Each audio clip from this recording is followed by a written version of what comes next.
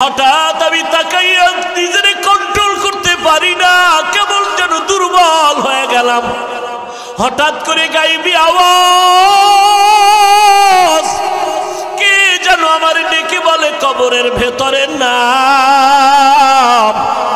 কবরে নামিয়া সন্তানটারে কোলের মধ্যে নাও, এটা তোমার মালিকের দেওয়া হেফাজতের সন্তান, কোলে নাও। আমি বাচ্চাটারে কোলের মধ্যে নিলাম, কবরের মধ্যে নামলাম। আমারে গাইবি আওয়াজ দিয়ে বলা হয়, ওরে তুই ওই দিন যুদ্ধে যাওয়ার সময় যায় নামাজি মুনাজাতে কাঁদছো, চোখের পানি সারিয়া মালিকের জিম্মাদার বানায় গেছো তোর বাচ্চা হেফাজত করার জন্য। আমার মালিক তোর বাচ্চা হেফাজত করেছেন। ওই দিন যদি মোনাজাতে এই কথাটাও বলতে, আল্লাহ স্ত্রীকেও বাঁচাইয়া রাখিও, তুই যদি বলতি আমার মালিক তোর স্ত্রীকেও হেফাজতে রাখত। আজকে বাচ্চার জন্য দোয়া করছো, যা তোর বাচ্চা আল্লাহ হেফাজত করছে, নিয়ে যা। খলিফাতুল মুসলিমিন ওই কুদরতের বাচ্চাটা আজ আমার কাঁধের মধ্যে দেখতেছেন, আমি বড় আদর করি। কেন করি জানেননি? এই বাচ্চাটা যত বড় হবে, বড় হইয়া দেখবে ওর মতো বাচ্চারা আম্মু আম্মু বলে ডাকতেছে। আমার এই বাচ্চা তো আর মাকে তালাশ করে পাবে না। যতই মা মা বলে ডাকবে, ওর মাকে আর আমি তো ফিরাইয়া দিতে পারবো না। যত মা আইনা দে, আপন মায়ের মতো আদর কি করবে রে খলিফাতুল মুসলিমিন? ও যুবক, ওই মাকে হারাইয়া কই যাইতেছ? ওই মাকে কত কষ্ট দিয়া চোখের পানি ফালাইছো। পায়ে হাত রেখে বলি, তাড়াতাড়ি ঘরে যা, মায়ের পা জড়াইয়া দোয়া নে, উপায় নেই। মারে গিয়া বল, মা আজকে শাহনেয়ামতের মাঠে কত মানুষ মোনাজাতে কাঁদলো, আমার চোখে পানি নাই কেন? আমি গুনাহ করছি মা, তোমারে কত কষ্ট দিয়েছি। মা তুমি আমার মাথায় হাত দিয়ে একটু দোয়া করিয়া দাও। তুমি যদি মাথায় হাত লাগাইয়া দোয়া করো, সাথে সাথে আরশে আজিমে কবুল হয়ে যাবে। আল্লাহর কসম, তোর মা যদি যুবক তোর মাথায় হাত দিয়া দোয়া করে দেয়, সাথে সাথে মাওলা কবুল করে ফেলবে। আর যার মা দুনিয়াতে নাই, বড় এতিম, ঘরে গিয়া মা বলে ডাক দিতে পারবি না রে যুবক। ঈদের নামাজ পড়িয়া সবাই বাড়ি বাড়ি আনন্দ করে, একটা যুবকের তাকায় দেখি কবরের কিনারায় কান্না করে। ও যুবক, আজকে আনন্দে এত কেন কাঁদো? বলে, গত ঈদের সময় আমি যখন ঈদগাহে নামাজে যাই, আমার মা মাথায় হাত দিয়ে দোয়া করেছেন, আমার বাবারে নিয়ে এক জায়গায় বসে নামাজ পড়েছে। আজ আমি যখন নামাজে রওনা হয়ে গেছি, দেখি আমার মায়ের বিছানা খালি, আমার মাকে আর পাইলাম না, আমার বাবারে পাইলাম না। কে আমার মাথায় হাত দিয়ে দোয়া করবে? আমার বাবা যদি থাকতো, মাথায় হাত দিয়ে দোয়া করতো। আজ আমি বাবা হারাইয়াছি। ও যুবক, একটু কি মা বাবার কথা মনে পড়ে না? ওই মা বাবার চেহারাটাও কি মনে পড়ে না রে বাবা? কিসের পাগলামি করো রে যুবক? ঢাকা যমুনা গ্রুপের মালিক, কত হাজার কোটি টাকার মালিক, করোনায় ধরলো বলে স্পেশাল ফ্লাইটে সিঙ্গাপুরে নে, কত হাজার কোটি টাকা চানিয়া যা। টাকার পাহাড় দেখাইয়াও বান্দা বাঁচতে পারে নাই। মরণ থেকে যতই পালাও, মরণ তোমায় নিবে ঘিরি। যদিও সুদূর আকাশ পানে লুকাও, সেথায় লাগিয়ে সিঁড়ি। নদী পথে নৌকা চালাও ও মাঝি ভাই, বেলা ডোবার আগে আমি ওপার উঠতে চাই। ডুবে গেলে বেলারে আর উঠে না, ভেঙ্গে গেলে মেলারে আর জমে না। জিন্দগি মে বন্দگی تو کرنا ہے، زندگی میں بندگی تو کرنا ہے، زندگی بے بندگی شرمندہ ہے، زندگی بے بندگی شرمندہ ہے۔ آئے تھے ہم کچھ نہ کچھ خریدنے کو،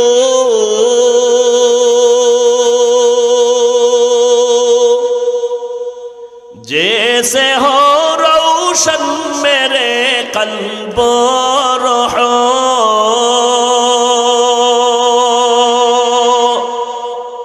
ورنہ کوئی چارہ دو جہاں میں نہیں، ورنہ کوئی چارہ دو جہاں میں نہیں۔ زندگی میں بندگی تو کرنا ہے، زندگی میں بندگی تو کرنا ہے، زندگی بے بندگی شرمندہ ہے، زندگی بے بندگی شرمندہ ہے۔ زندگی میں بندگی کن بندگی، زندگی بے بندگی شرمندگی۔ الحمدللہ الحمدللہ الذی جعل الشمس والقمر بحسبان،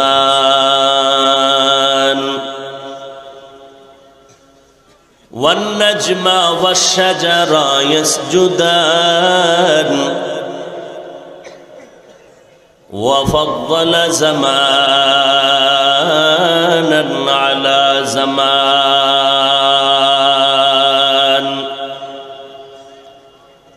كما فضل مكانا على مكان،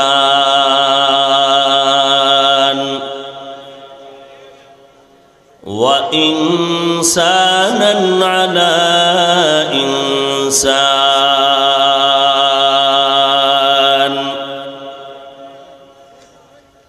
ونشهد أن لا إله إلا الله وحده لا شريك له، لا ضد له ولا ند له ولا مثل له، ونشهد أن سيدنا وسندنا وحبيبنا وحبيب ربنا وطبيبنا وطبيب قلوبنا ومولانا محمدا عبده ورسوله، الذي أرسله بالحق بشيرا ونذيرا، وداعيا إلى الله بإذنه وسراجا منيرا۔ اللهم صل على محمد النبي الأمي وعلى آله وسلم تسليما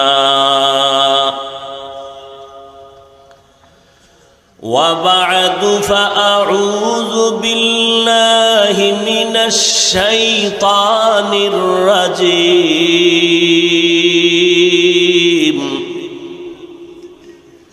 بسم الله الرحمن الرحيم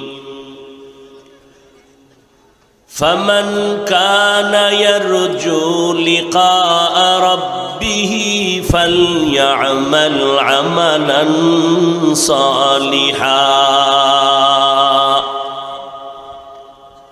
ولا يشرك بعبادة ربه أحدا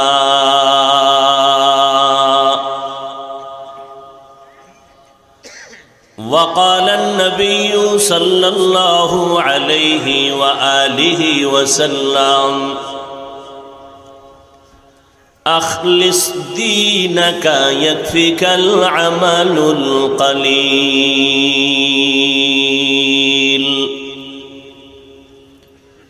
أو كما قال النبي عليه الصلاة والسلام صدق الله مولانا العظيم وصدق رسوله النبي الأمي الكريم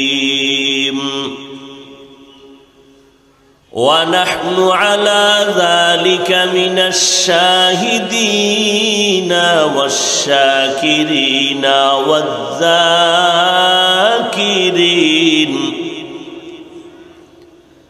والحمد لله رب العالمين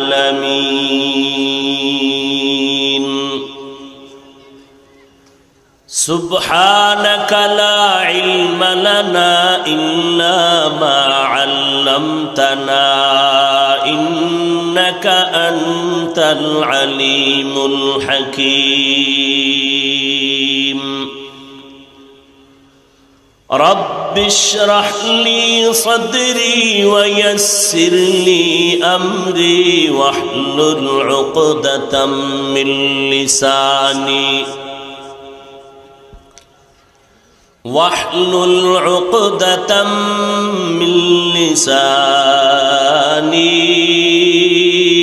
يفقه قولي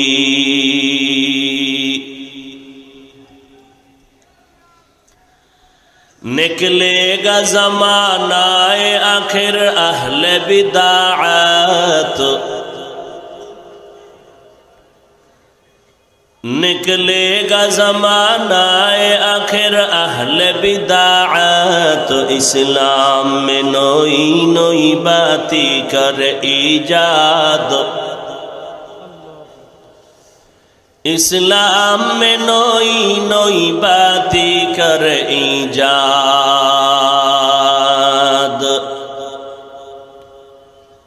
اے بندہ خدا رہو ہر دم میں تو ہوشیار اے بندہ خدا رہو ہر دم میں تو ہوشیار بدعت کا جو بدبو کرے تم کو ایمان برباد بدعت کا جو بدبو کرے تم کو ایمان برباد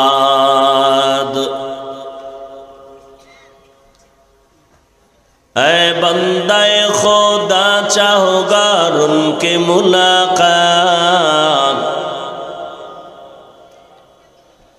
اے بندہ خدا چاہو گار ان کے ملاقات جلدی سے اب بیٹھے سنو حضرت کے نصیحات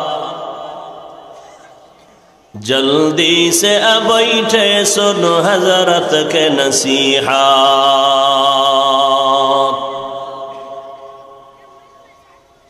মহতী ইসলামী মহাসম্মেলন হযরত শাহ নিয়ামত উচ্চ বিদ্যালয় মাঠে আয়োজিত এ সম্মেলনে উপস্থিত মুহতারাম সম্মানিত সভাপতি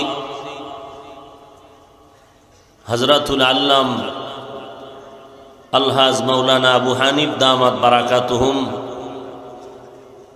মুহতামিম ঐতিহ্যবাহী কচুয়া মাদ্রাসা, আজকের এই প্রোগ্রামের প্রধান অতিথি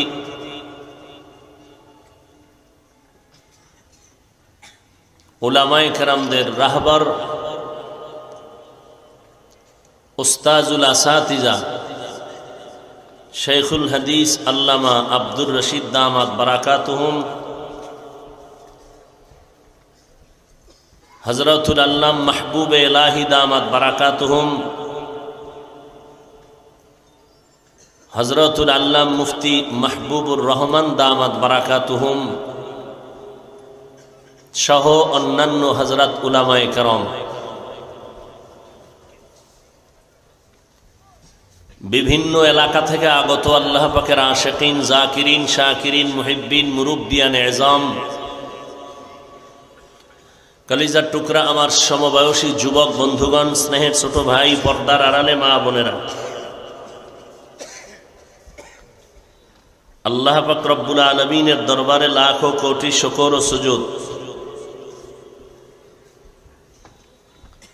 যে মহান রব্বুল আলামিন এই ফিতনার যুগে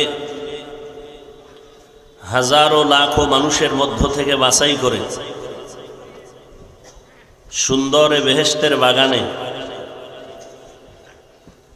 আমাদেরকে আসা বসার তৌফিক দান করেছেন। নিয়ামতের শুকর আদায়ার্থে মোহব্বতের সাথে সকলেই পড়ি আলহামদুলিল্লাহ।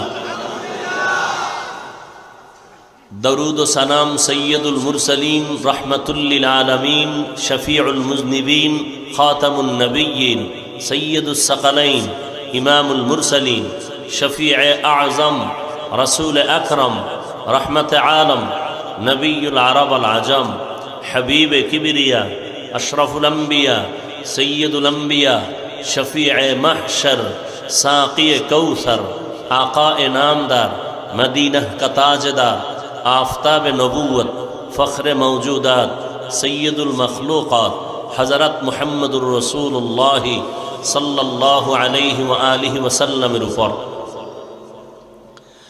সর্বোপরি শুকর যাদের অক্লান্ত পরিশ্রমের মাধ্যমে আজ সুন্দর আয়োজন, সময় পরামর্শ অর্থ দিয়ে দোয়া করে উপস্থিত হয়ে মাইক লাইট প্যান্ডেলের ব্যবস্থাপনার মাধ্যমে সহযোগিতার হাত যারা বাড়িয়েছেন, এলাকার যুবক, বৃদ্ধ, ব্যবসায়ী, শ্রমিক, চাকুরিজীবী, বিভিন্ন শ্রেণী পেশার মানুষ, জনপ্রতিনিধি, প্রশাসন, উলামায়ে হযরত, আইম্মায়ে মাসাজিদ, মাদ্রাসা কর্তৃপক্ষ প্রত্যেককেই আল্লাহ রাব্বুল আলামিন এ খেদমতের বরকতে দুনিয়াতে শান্তি, পরকালে চিরমুক্তির ব্যবস্থা করে দিন। সকলেই মুহাব্বতে পড়ি আল্লাহুম্মা আমিন। দীর্ঘ সময় উলামায়ে হযরতদের পবিত্র জবানে কোরআন সুন্নাহ ভিত্তিক দিক নির্দেশনামূলক আলোচনা আপনারা শুনেছেন আলহামদুলিল্লাহ। পরিশেষে আমি আপনাদের দোয়া নেওয়ার আশায় আসছি। সংক্ষিপ্ত কিছু কথা বলার নিয়তে কোরআনে হাকিমের সূরাতুল কাহফের শেষের দিকে এক আয়াতাংশ তিলাওয়াত করেছে। রাসূল আরবি সাল্লাল্লাহু আলাইহি ওয়া আলিহি ওয়াসাল্লামের অসংখ্য অগণিত আমিও বাণী হাদিস শরীফের মধ্য থেকে এক টুকরো হাদিস পড়েছি। আয়াত ও হাদিসের আলোকে ইখলাস রুহানিয়াতের সমন্বয়ে কিছু কথা বলার মতো রব্বুল আলামিন আমাকে এবং আপনাদেরকেও শুনবার মতো দয়ার নজরে তৌফিক দান করুন। ফামান কানা ইয়ারজু লিকা রাব্বিহি ফালইআমাল আমালান সালিহা। আল্লাহ বলেন, যেই বান্দা বান্দি অন্তর থেকে তামান্না করে তার রবের সাথে মোলাকাত করবে, অতঃপর তাদের জন্য আবশ্যকীয় নেক আমল করা, ওয়ালা ইউশরিক বিইবাদাতি রাব্বিহি আহাদা, এবং তারা অংশীদার সাব্যস্ত করবে না, শিরিক করবে না তার রবের সাথে অন্য কাউকে ইবাদতের মধ্যে। নবীজি বলেন, আখলিস দীনাকা ইয়াকফিকাল আমালুল কালিল। হে উম্মতেরা, তোমাদের ঈমান আকীদাকে পরিশুদ্ধ করে নাও, অল্প আমল নাজাতের জন্য যথেষ্ট হয়ে যাবে।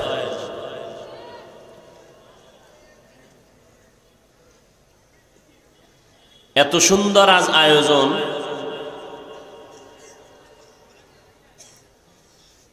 আল্লাহ ফেরেশতাকে বলে দিছেন, এই বান্দাগুলোকে ঘোষণা দিয়ে দাও আমি এদের জিন্দেগীর সব গুনাহ মাফ করে দিলাম। এত সুন্দর আয়োজন হওয়ার পরেও বহুদিন ধরে প্রচারণা চলতেছিল, আল্লাহ সবাইকে আসার তৌফিক দেন নাই। নেক আমল আল্লাহর তৌফিক ছাড়া সম্ভব নয়। আবার কেউ ওয়াজে যাই বলিয়া ঘর থেকে আসছেন ঠিকই, কিন্তু কপাল খারাপ, প্যান্ডেলে ঢুকতে পারেন নাই। দোকানে দোকানে আড্ডা করে আর গল্প গুজব করে গুনাহের কাজে লিপ্ত হয়ে আছে। বলুন তো, এরা আল্লাহর কাছে দামি না বঞ্চিত? আবার একদল ময়দানে ঢুকছেন ঠিকই, কপাল খারাপ, বয়ান কানেও ঢুকবে না, কলবেও ঢুকবে না, গজবের মোবাইল নিয়ে ব্যস্ত। এরাও বঞ্চিতদের অন্তর্ভুক্ত। আর একদল বঞ্চিত আছে এই মাঠে, যেই আল্লাহর বান্দারা ঘন্টাকে ঘন্টা বসে বসে বয়ান শুনবেন ঠিকই, 10 মিনিটের ধৈর্যের পরিচয় দিয়ে মোনাজাত দিয়ে যেতে পারবে না, এরাও বঞ্চিত। কারণ এই বিশাল আয়োজন কচুয়ার প্রাণ কেন্দ্রে দেখে আর শুনে 3 দল শয়তানের মাথা গরম। এক শয়তান শরীরের ভিতরে বসে আছে, নফস শয়তান। এ বসে বসে আপনাকে শুধু মিস কল দেয়, আর কত উঠ তো পুরান ওয়াজ করবে। আমগো সেই হাফিজ সাহেব না, তো পুরান মানুষ, পুরান ওয়াজ, চলো এবার বাড়ি গিয়ে একটু ঘুমাই, আজকে তো আর খেলা নাই। কথা বুঝেন নাই? আর এক শয়তান আছে প্যান্ডেলের বাইরে, একে বলা হয় জিন শয়তান। এ ভিতরে ঢুকতে পারে না কেন? এর পাওয়ার কম। আজানের আওয়াজ পেলে পালিয়ে যায়, কোরআনের আওয়াজ পেলে পালিয়ে যায়, জিকিরের আওয়াজ শুনলে পালায়। আর এক শয়তান আপনার সাথে চলাফেরা করে, উঠা বসা করে, মানুষ রূপী শয়তান, মিনাল জিন্নাতি ওয়ান নাস। এই মানুষ রূপী শয়তান আপনার ঘরেও আছে, আপনার সাথেও আছে। ঘরে বসে আপনার ম্যাডাম টেলিফোন করতেছে, আর কত, আপনার চান্দি গরম হয়ে যাইব। মোবাইল বন্ধ করলে তো দরজা বন্ধ, আজ আর ঘরে ঢুকার অনুমতি নেই। এরকমও আল্লাহ পাকের বান্দাদের কপালে চান কপাইলে তো দামি দামি ম্যাডাম দান করছেন, ডানা কাটা ভুরি, যাচাই বাছাই করে বিয়া করছে, ডানা কাটা পরি। এ বয়ে বয়ে খালি ইসলামের ডানাই কাটতেছে।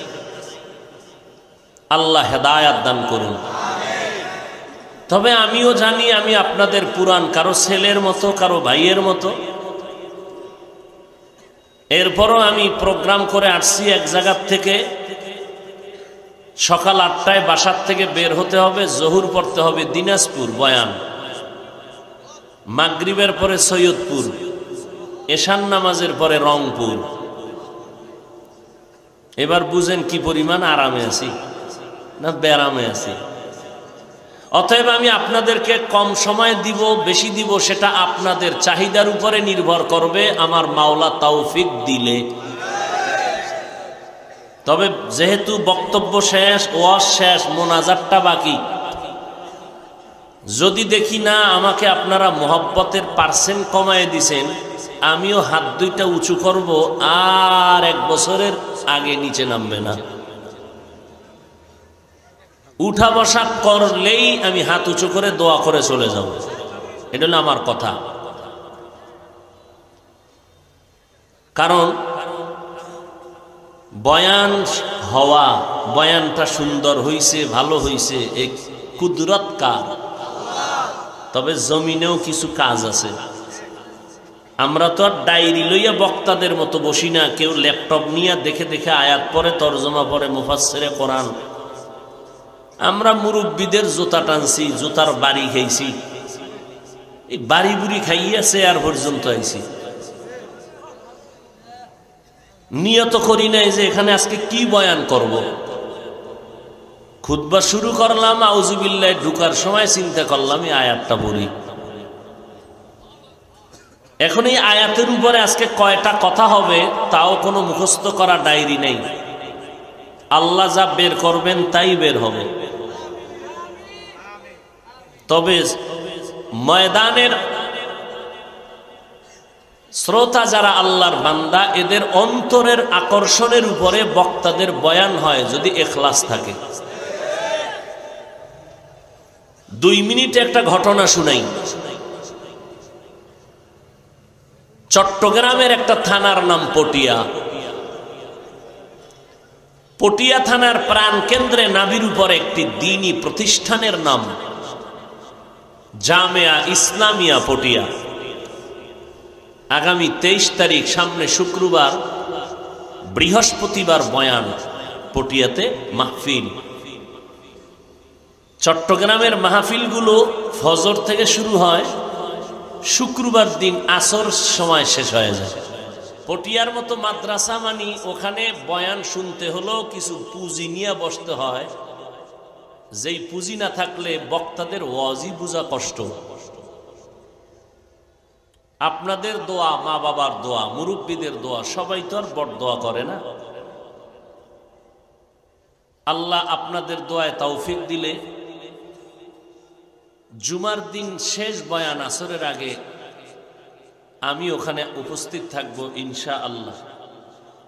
ওই মাদ্রাসার প্রতিষ্ঠাতা মুফতি আজিজুল হক রহমতুল্লাহ আলাইহি, জগৎ বিখ্যাত একজন কুতবুল আলম,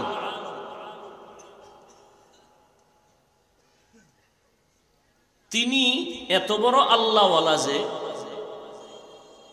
বয়ানে বসে নাহমাদুহু বলা মাত্র ময়দানের পরিবেশ চেঞ্জ হয়ে যায়।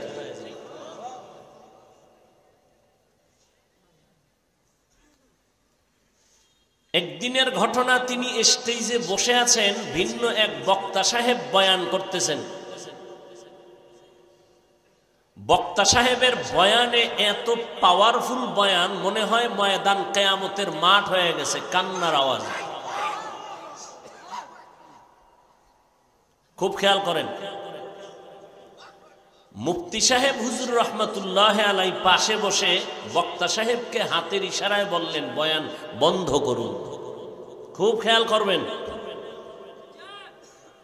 বক্তা সাহেব বয়ান বন্ধ করলেন, মাউথ নিলেন হুজুর, মুফতি সাহেব হুজুর মাউথ নিয়ে বললেন, আমি মুফতি আজিজুল হক, রুহানিয়াতের পাওয়ারের যেই মেডিসিন আল্লাহ দিয়েছেন আকাবিরিন আহলুল্লাহদের সোহবতে, এই পাওয়ারের অংশ আমি বক্তা সাহেবকে দিলাম, অর্থাৎ খেলাফত দিয়ে দিলাম। ঘোষণাটা দিয়া মাইক দিলেন বক্তাকে, এবার বয়ান করুন। খুব খেয়াল করেন। হুজুর বসে আছেন, বক্তা বয়ান আবার নতুন করে শুরু।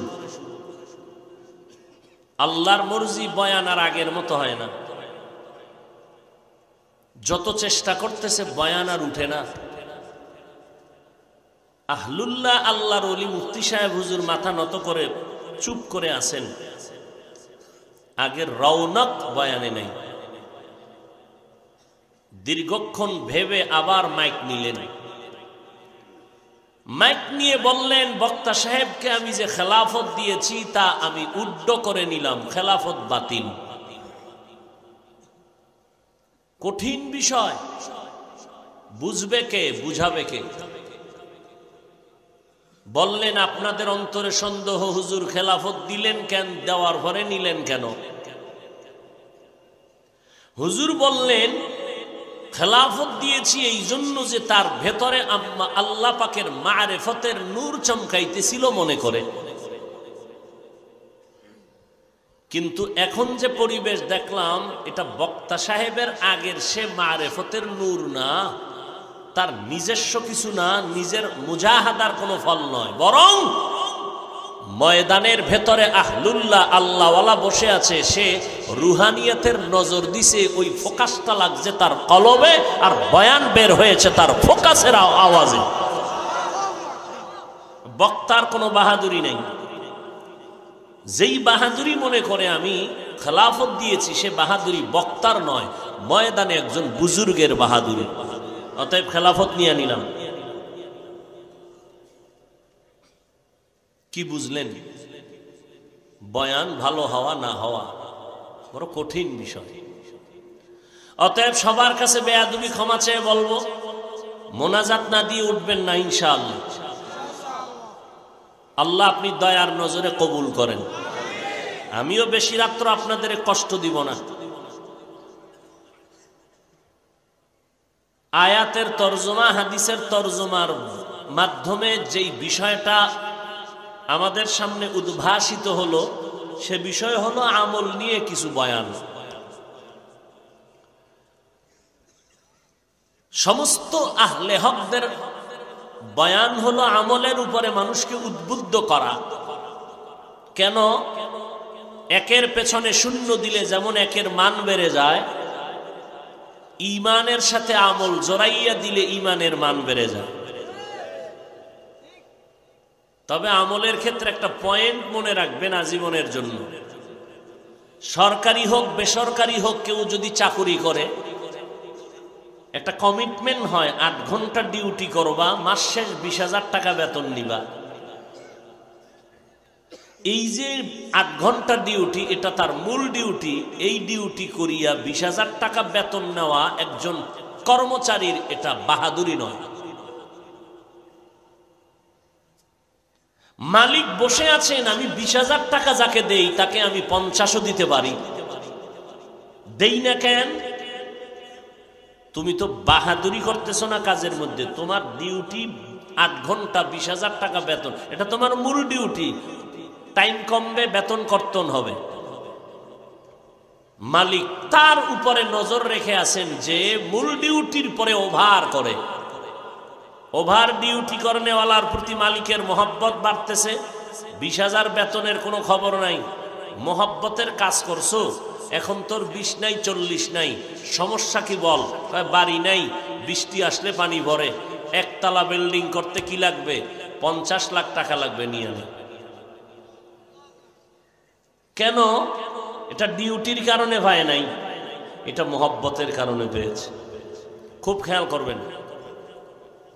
ঠিক তেমনি ভাবে আমার আল্লাহ আমাদেরকে ইবাদতের জন্য বানাইছেন। কিছু ইবাদত আছে আমাদের কম্বলচারী, মূল ডিউটি করতেই হবে, না করলে জাহান্নাম। 5 বেলার নামাজ, রমজানের রোজা, বছর শেষ যাকাত, জীবনে হজ। খুব খেয়াল করেন। অতএব একজন মুমিন মানুষ 5 বেলার নামাজ পড়া বাহাদুরি না, খুব খেয়াল করবেন। রমজানে রোজা রাখা বাহাদুরি না, এটা আপনার ডিউটি করতেই হবে, না হয় ফিডা। আল্লাহ তাকাইয়া আছেন ওই বান্দার দিকে যে আমার মূল করার পরে ওভার করে। ওভার ডিউটি করনেওয়ালাকে আল্লাহ দেওয়ার জন্য রেডি। মূল ইবাদত যারা করবে, এগো তো বেতন নির্ধারণ করে দিছে। এই ফেরেশতারা 5 ওয়াক্ত পড়লে এতটুকু নেক লাগবা, রোজা রাখলে রমজানে এই পরিমাণ নেক লাগবা, জাকাতওয়ালা জাকাত দিলে এই পরিমাণ নেক লাগবা। কারণ এটা তার মূল কাজ। জাকাত দেওয়া গরিবের দয়া নয়, ভালো করে লিখে রাখেন পারলে। গরিবের ধনীরা জাকাত দিবে, এটা দয়া নয়, এটা দায়িত্ব। মনে থাকবে, জাকাত ছাড়া যদি আরো বেশি দেয়, আলাদাভাবে দেয়, এর নাম দয়া। আর ওটা হবে ওভার। আল্লাহ কয় ওভারের পাওনা কোনো হিসাব নাই, বেহিসাব দিব, নিবিনি। ওভার ডিউটি করনেওয়ালারা কয় নিব, কয় তাই আমি দেওয়ার জন্য আসতেছি। কই? কয় প্রথম আসমানে। কখন? ফজরে। কয় না, তোর মূল ডিউটি যখন করো তখন আমি আসলে কি না আসলে কি? তুই যখন ওভার করবি তখন না আমার নজর লাগবে তোর উপরে, তখন আমি মোহাব্বতের নজর দিয়া প্রথম আসমানে আসি। বান্দা কি দরকার, চাবি আমি এক্ষণ দিয়া দিব। 5 ওয়াক্ত নামাজ পড়া কোনো মুমিনের বাহাদুরি নয়। 5 ওয়াক্তর পরে ইশরাক, আউয়াবিন, চাষ, তাহাজ্জুদের নামাজ পড়া বাহাদুরি। শুধু রোজার মাস রোজা রাখা মুমিনের বাহাদুরি নয়। ওভার ডিউটি করতে গিয়া সোমবার বৃহস্পতিবার রোজা রাখবে বাহাদুরি। ও মুমিন, সোমবার দিন রসুল রোজা রেখেছেন 12 মাস, বৃহস্পতিবার দিন রেখেছেন 12 মাস, কেউ বলেন রবিবার দিনও রেখেছেন। এইটা বাহাদুরি। যাকাত দেওয়া বাহাদুরি নয়। মাদ্রাসা, মসজিদ, কালভার্ট, রাস্তাঘাট, গরিব, এতিম, অসহায়, বিবাহের সমস্যা সমাধান করে দিলেন, চাকরি নাই চাকরি দিলেন, এগুলো বাহাদুরি। এজন্য আল্লাহ পাক বলছেন আমি আমল চাই। এজন্য আহলে হক ওলামায়ে কেরাম সবাইকে আমলের দিকে ডাকেন। কপাল খারাপ আর একদল ওলামা, ওই যে বয়ানের আগে বলছিলাম ওলামা কয় দল, একদল হক আর একদল বাতিল।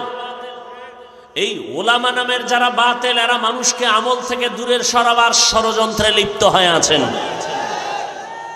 অথচ আল্লাহ কি বলেন, তারা কয় এত আমলের দরকার নেই। আবার কিছু চোরারা বলে এত সওয়াব রাখবো কই, আছে না নেই? আর আল্লাহ কি বলেন, আমি মানুষ বানাইছি আমলের পরীক্ষার জন্য।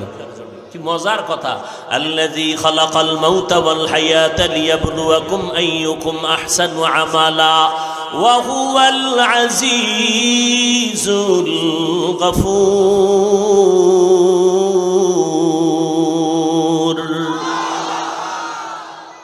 अमल से जिंदगी बनती है, जन्नत भी जहन्नम भी, ये खाक अपने फितरत में न नूरी है न नारी। একদল আলেম বলে আমলের দরকার নাই। আমার আল্লাহ বলেন সূরা মুলুকের শুরুতে, আমি মানুষ বানাইছি আমলের পরীক্ষা করার জন্য, আমি যাচাই করে দেখব কারা উত্তম আমল করো। আমলের দরকার আছে না নাই? আমার বিষয়টাই হলো আজকে আমল নিয়ে, কারণ এলেম সবার আছে। অনেকে বলে কিছু জানি না। আরে আমাদের থেকে আপনারা বেশি জানেন, নাইলে ইমাম সাহেবের ভুল ধরেন কেমনে? ধরেনি? বড় বড় বড় বড় মানুষ বয়ে বয়ে ইমামের ভুল ধরে, আলেমের ভুল ধরে। এজন্য আমরা এলেমওয়ালা অনেক সবাই জানি নামাজ পড়া ফরজ, পর্দা করা ফরজ, হালাল রিজিক অন্বেষণ করা ফরজ, গান শোনা হারাম, নাচ দেখা হারাম, সুদ খাওয়া হারাম, ঘুষ খাওয়া হারাম, মিথ্যা বলা হারাম, গালি দেওয়া হারাম, মদ পান করা হারাম, বিড়ি পান করাও কি হারাম, সবাই জানে। বাকি রইল আমল। বাকি কি না, আমল করতে গিয়ে মানুষ বেরেক হয়ে যায়। কেন? এক যুবকের হাতে পায়ে দইরা বললাম, বাবা নামাজ পড়। দীর্ঘদিন বুঝাবার পরে রেডি হয়ে গেল, ইনশাআল্লাহ নামাজ ধরে ফেললাম। নামাজ আদায়ের জন্য মসজিদের বারান্দায় গিয়া বান্দা যখন দাঁড়ায় গেল, কান পর্যন্ত হাত উঠাইয়া পেরেশান হয়ে গেছে, হাতটা বানমু কই? নাভির নিচে বানলে একদল বেজার, বুকের উপরে বানলে আর একদল বেজার, কই বানবো? নামাজি ভরিনি, এতদিন ভালাইয়েছিলাম। নামাজে একটা ফেস, বিশাল এক গঞ্জাম লেগে গেল। আমি কার পক্ষে যাব? কোনো পক্ষেরই দরকার নেই, আরো পরে নামাজ ধরি। আস্তে ব্রেক হয়ে পেছনে চলে গেল, এই ভেজালে আমি নাই। বুঝলাম না সোনার বাংলায় কার বদনজর লাগলো। বাইতুল্লাহ যাবেন, মসজিদে নববী মদিনাতুল মুনাওয়ারায় যাবেন, গিয়া দেখবেন কত লাইনের মানুষ। একজনে শীত হয়ে টান টান হয়ে ঘুমাইতেছে, নাক টানতেছে, কামত উঠে আল্লাহু আকবার, অজু টুজু আর নেই। আবার একজনে নামাজ পড়তেছেন, সামনে দিয়ে হোমানে দৌড়াচ্ছে, এমন জোরে দৌড় দিছে, সামনে ছিল চশমা ভাঙ্গা, রুমাল রাখছি নামাজে, 3 কাতার পিছনে লয়ে গেছে, পায়ে বাজায় দৌড় আর দৌড়। আর এক আল্লাহর বান্দারে দেখলাম নামাজের ভিতরে মোবাইল আসছে, বের করছে ডান হাত দিয়ে, বের করে হ্যালো কই আছে নামাজের ভিতরে। এবার হ্যালো ট্যালো কইয়া কি কইছে আল্লাহ জানে, সলা সলা সলা, নামাজে আছে, পকেটে ঢুকে আবার হাত বান্ধে ফেলাইছে। আর এক আল্লাহর বান্দারে দেখলাম সেজদার সময় গিয়া পকেট থেকে একটা ছোট্ট কাঠের টুকরা নিয়ে কপালের তলে দিছে।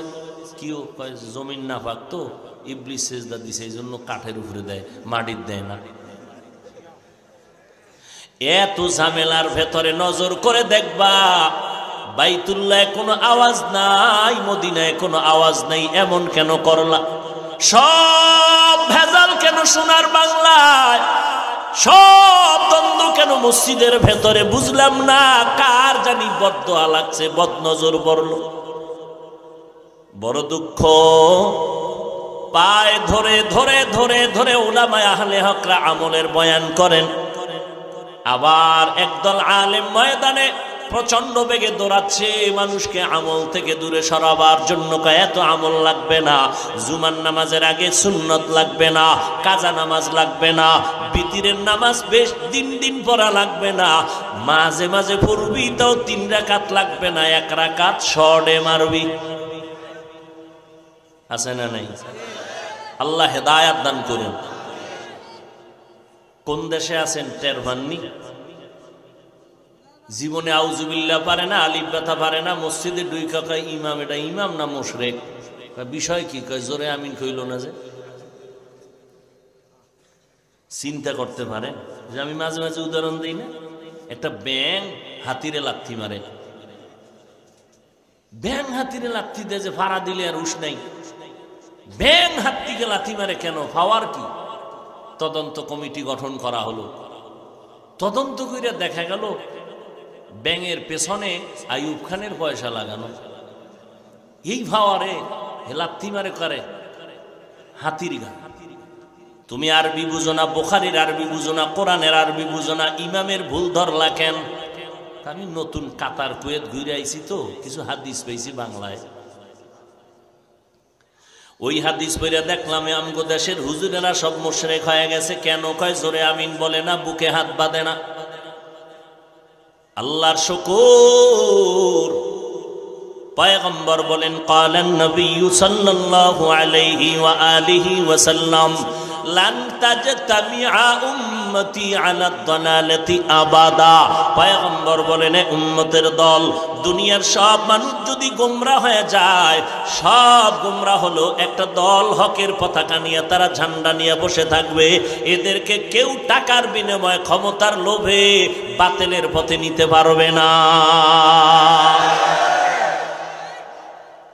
আবরার সাহেব বলে গেছেন, হয়তো আপনারা শুনেছেন, খেয়াল করেন নাই, বান্দা তুমি হাতটা নাভির নিচে বাঁধো বা উপরে বাঁধো, কিন্তু বুকে বাঁধার কোনো দলিল নাই। হায় হায়, কোন সাহাবা পুরুষ বুকে হাত বাঁধেন নাই, কোন সাহাবী বুকে হাত বেঁধেছেন পুরুষ, কোন দলিল নেই।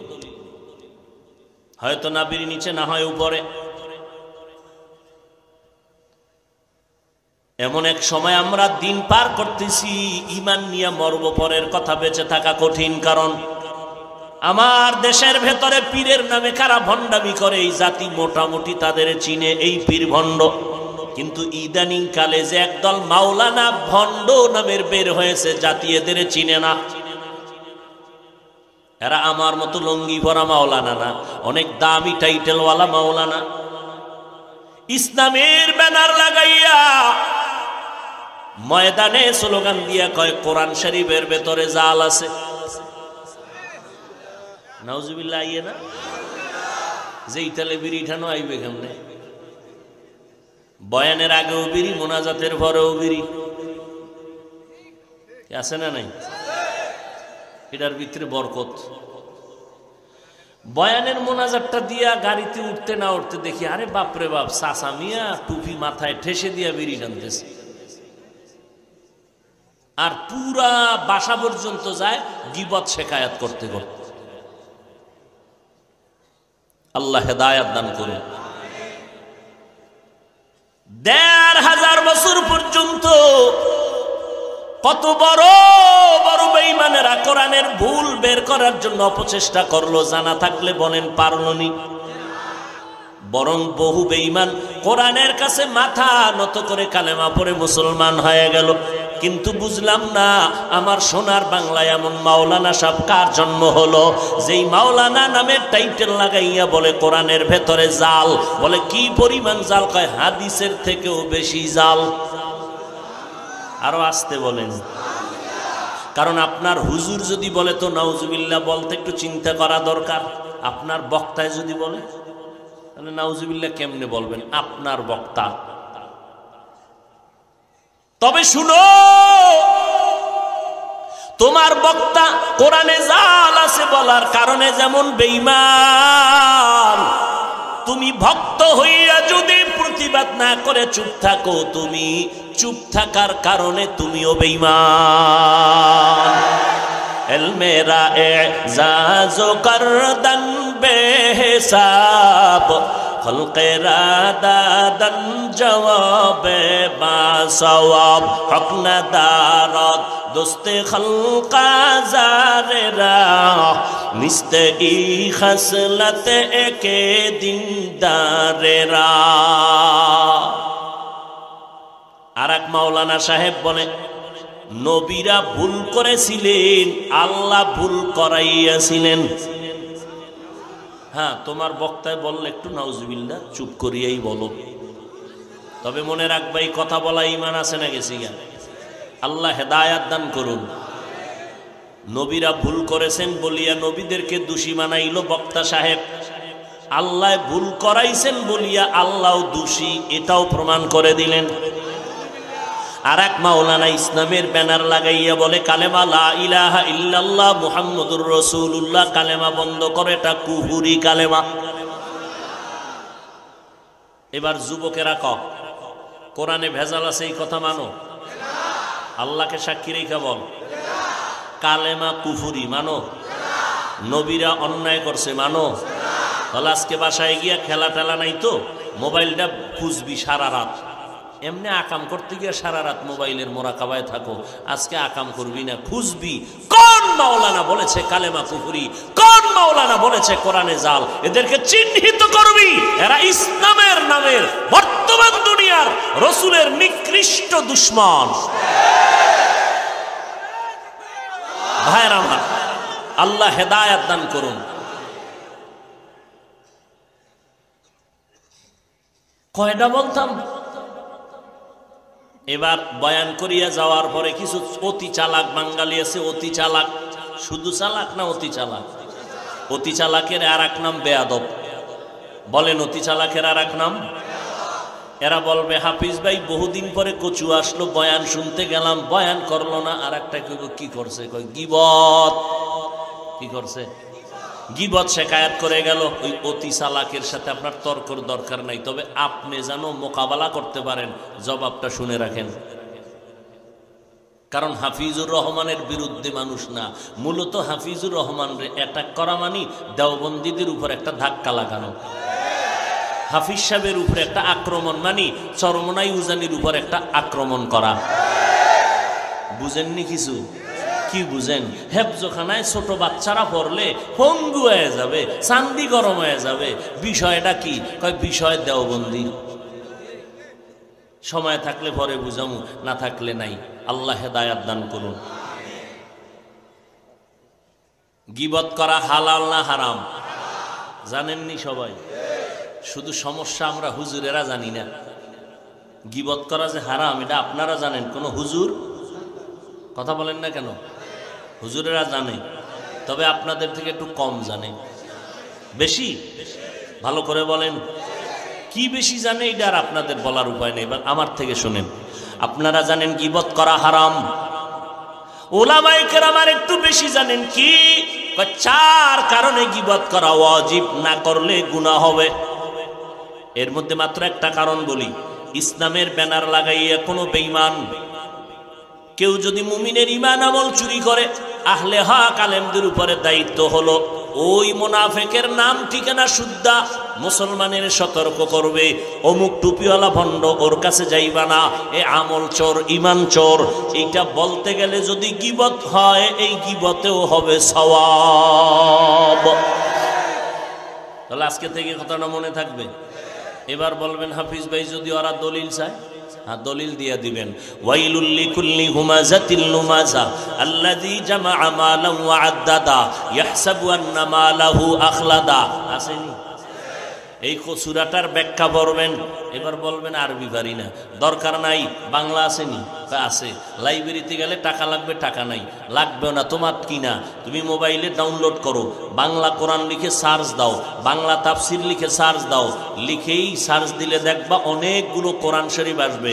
তাফসিরে মাআরিফুল কোরআন, তাফসিরে নূরুল কোরআন, তাফসিরে আনোয়ারুল কোরআন, তাফসিরে বয়ানুল কোরআন, তাফসিরে ইবনে কাসির, এগুলোর মধ্য থেকে একটা নামাইবেন। তবে একটা তাফসির যদি আইসেই পড়ে, এটা ভুলেও নামাইবেন না, ওইটার নাম তাফহিমুল কোরআন, এটা নামাইবেন না। এটা মওদুদি সাহেবের ভুলে ভরা তাফসির। বলেন কি ভুল ছাড়া না ভুলে ভরা? আল্লাহ হেদায়েত দান করুন। আরো জোরে বলেন। এটা একটা অপারেশন থিয়েটার, মানে গল্প গুজবের টাইম নেই, বুঝেন না কথা? এমবিবিএস ডাক্তার আসেনি কচুয়া? আছে। সিরিয়ালে রুগী দাঁড়াইয়া ঢুকছে ভিতরে, স্যারের সালাম দিলেন, কি সমস্যা? কয় পেট। শুইয়া পর। মোটামুটি 2-3 মিনিটে পেট সাইরা প্রেসক্রিপশন কমপ্লিট, যাও ঔষধ খাও, নিরাময় হয়ে যাবে। ভিজিট কত? 1000 দাও। রুগীকে একটু আলাপ আছে, কি আপনার বয়স কত, ছেলে মেয়ে, কি বাড়ি কই? কেন পাতলা আলাপের টাইম আমার নাই, পেছনে আরো রুগী আছে, বহু আমার রুগী আছে, আমি জাতির সেবক, বাজে গল্প করার টাইম নেই, যাও, আমার 1 মিনিটের দাম আছে, চলে যাও। কচুয়া বাজারের ভিতরে, আগামীকালকে বাজার না? উম্মা এমবিবিএস এর ডাক্তারের 1000 দিল, সময় হইল কয় মিনিট? 5 মিনিট। বাজারের এক চিপাগল্লির মধ্যে এক ক্যানভাসার, হেও পেট ব্যথার ঔষধ লয়ে খারাইছে। পেট ব্যথার একটা হালুয়া বিক্রি করবে, মাত্র 30 টাকা দাম। এই 30 টাকার হালুয়া বেচতে যায় 1 ঘন্টা শুধু চাপাবাজি করলো, এই গল্প সেই গল্প, শেষ কয় 50 টাকার হালুয়া মাত্র 30 ফ্রি। এইবার দিছে চ্যালেঞ্জ, যদি পেট ব্যথা ভালো নয়, আসো কোন এমবিবিএস ডাক্তার, আমার চ্যালেঞ্জ গ্রহণ করো। এমবিবিএস ডাক্তার 5 মিনিট টাইম দেওয়ার সময় নাই, 1000 টাকা ভিজিট নিয়ে বিদায় দিল, তাড়াতাড়ি চলে যাও। ঠিক এই কোরআনের মাহফিল, এটা অপারেশন থিয়েটার। এই জায়গায় যারা আল্লাহর খাঁটি ওলি, যারা আলেম, তারা বসে দেখবে উম্মতের রোগের মধ্যে কি রোগে ধরল, যেই রোগের কারণে উম্মতেরা আজান শুনে মসজিদে যায় না, নামাজ পড়ে, মিথ্যা কথা বন্ধ করে না, সুদের চাকরি ছাড়ে না। আলেম যারা আহলে হক, এরা বসে বসে কোরআন হাদিস দিয়া, ঔষধ দিয়া বিদায় নিবে। তোমার সাথে বাজে গল্প করার টাইম নাই। আর এক জায়গায় যাব, উম্মতরা রোগ নিয়ে বসে আছে, সেখানেও কান্নার ঔষধ দেওয়া লাগবে। আর যারা ক্যানভাসারের মতো সার্টিফিকেট দুর্বল, এরা বয়ানের মানুষ পাইয়া নাটক করে, কৌতুক কয়, নাচানাচি করে, বাজে বাজে সময় কাটাইয়া মানুষের ক্ষতি করে। আছে না নাই? আল্লাহ হেদায়াত দান করুন। ভালো করে মনে রাখবেন, আল্লাহ পাক রব্বুল আলামিনের পয়গম্বর বলেন, উম্মতেরা সাবধান, আমল করো, তবে ইখলাসের সাথে। অল্প আমল করবা, তাতেও তুমি নাজাতের দরজা পেয়ে যাইবা। আল্লাহ আমলের জন্য মানুষকে উদ্বুদ্ধ করলেন। অতএব যারা বলবে গীবত করলাম, এটা গীবত করলেও গুনাহ না সওয়াব। ওয়াইলুল্লি সূরাটার ব্যাখ্যা পড়ে দেখবেন, গীবত করা হারাম, গীবত করা হারাম, গীবত করা হারাম। এরপরে লেখা আছে 4 কারণে গীবত করা ওয়াজিব, কে করবে, কার বিরুদ্ধে করবে, বিস্তারিত লেখা আছে। দ্বিতীয় হয়তো বলবে আমাদের মধ্যে হিংসা, এই জন্য আমরা বয়ানে বৈশা আক্রমণ। না বাবা, আক্রমণ না। আক্রমণের উদ্দেশ্যই যদি হইতো পাঁচকল্লি টুপি মাথায় দিয়া অন্য টুপির বিরুদ্ধে বলতাম, কোনোদিন বলি নাই। কওমি মাদ্রাসায় পড়ার পরে আলিয়ার বিরুদ্ধে, স্কুলের বিরুদ্ধে বলতাম, বলি নাই। লম্বা পোশাক পরার পরে অন্য পোশাকের বিরুদ্ধে বলতাম, বলি নাই। কেন? আমরা হিংসা করি না, কিন্তু বুঝি না, জানি না। আমাগো সালাম দেয় না, দিলেও নেয় না। কেন? কয় দেওবন্দি আছে না নাই? সালাম দেও না, দিলেও নেয় না। সমস্যা? পাস করলি। আল্লাহ হেদায়াত দান করুন। আরো জোরে বলেন। আমল লাগবে নি, আমল লাগবে নি। আল্লাহ কোরআন শরীফের মধ্যে যেখানে ঈমানের বয়ান করেছেন সেখানে আমলের বয়ান করেছেন। ইন্নাল্লাযীনা আমানু ওয়া আমিলুস সালিহাত কানাত লাহুম জান্নাতুল ফিরদাউসি নুজুলা। জান্নাতুল ফেরদাউস দামি, 2 গুণওয়ালাকে দিবেন যার ঈমান আছে, আমল আছে। যেখানে ঈমানের কথা সেখানে আমলের কথা। আমল, নেক আমল এমন একটা দামি সম্পদ, যদি আমল দিয়া মালিকের কাছে চোখের পানি ছেড়ে কোনো দোয়া করে সাথে সাথে কবুল হয়ে যাবে। আল্লাহ পাকের এক বান্দা, ভালো করে বুঝেন, একটা বাচ্চা, শিশু বাচ্চা কোলের মধ্যে নিয়ে হাঁটতেছে। ওমরের মজলিস, ওমরের খেলাফত। ওমরে ফারুকের নজর পড়ে গেল, বাচ্চাটারে কোলের মধ্যে নিয়ে তো আদর কেন করে? যায়েদ বিন আসলাম রাদিয়াল্লাহু আনহু ঘটনার বর্ণনা দেন তার আব্বার থেকে। ওমর নজর দিয়ে কয়, ভাই বাচ্চাটারে এত আদর, দুনিয়ার বাবা যদি এমন হয়ে যাইতো, সন্তানরে এত মোহব্বত করতো, তো সন্তান খারাপ হতো না। এখন তো মা সন্তানের মোহব্বত করে না, বুকের দুগ্ধ পান করায় না, বাহিরের খানা খাওয়ায়। এই জন্য মায়ের সাথে সন্তানের মোহব্বত বড় দুর্বল। লোকটা শুইনা কাঁদতেছে। ওমর বলে, কাঁদেন কেন আপনি? বলে, খলিফাতুল মুসলিমিন, সন্তানটারে এমনে আদর করি না। তো কেমনে করো? সন্তানটারে আদর করার কারণ আছে পেছনে। কি কারণ? বলে, আমার এই সন্তানটা জমিনের সন্তান না, আমি জমিনের উপরে এই সন্তান পাই নাই। আমার কাঁধের উপরে যেই কলিজার টুকরা সন্তান, এটা জমিনের উপরে কোথাও হয় নাই। এ সন্তান হলো আমার মাটির নিচের সন্তান। মাটির উপরে না নিচে? কথা বলেন না কেন? ওমর কয়, মাটির নিচের সন্তান মানি এই সন্তান আমার কলিজার আপন, জমিনের উপরে পাই না, আমি মাটির নিচে পেয়েছি এই সন্তান। মাত্র আমার জীবনের একটা সন্তান, আমার সম্বল, আমি পাইছি মাটির নিচ থেকে। যায়েদ বিন আসলাম রাদিয়াল্লাহু আনহু বর্ণনা করতেছেন, ওই বান্দা কান্না করে বলে, খলিফাতুল মুসলিমিন, আমার ঘর আবদ্ধ ঘর, পর্দাওয়ালা ঘর, আমার স্ত্রী আর আমি ঘরের মধ্যে থাকি, স্ত্রীকে বাহিরেও নেই না। আমার যা প্রয়োজন আমি স্ত্রীকে সহযোগিতা করি, পানির দরকার আমি বাহির থেকে পানি এনে দেই, স্ত্রীকে বাহিরে নামাই না পর্দার রক্ষার জন্য। আমার স্ত্রীর গর্ভে বাচ্চা যখন আসছে, আল্লাহর মর্জি, হঠাৎ আওয়াজ আসতেছে, ও বান্দা রেডি হয়ে যাও, যুদ্ধের ময়দানে যাওয়া লাগবে, দ্বীনের ঝান্ডা উঁচু করার জন্য, বাতিলের মোকাবেলা। আওয়াজ আসার পরে আমি পেরেশান হয়ে গেলাম, যুদ্ধের ময়দানে কেমনে যাব? এদিকে আমার ঘরে স্ত্রী একা, আবার গর্ভে বাচ্চা, পাহারা দেওয়ার কেউ নাই। কেমনে আমি যুদ্ধের ময়দানে যাই? ওদিকে যাওয়াও লাগে, মুসলমানের উপরে বিপর্যয় নেমে আসতেছে। ঈমান বাঁচাবার এই স্লোগানে শামিল যদি না হই, আমি বড় দুর্বল হয়ে যাব। আল্লাহর বান্দি একদিন দেখে স্বামী পেরেশান অবস্থা।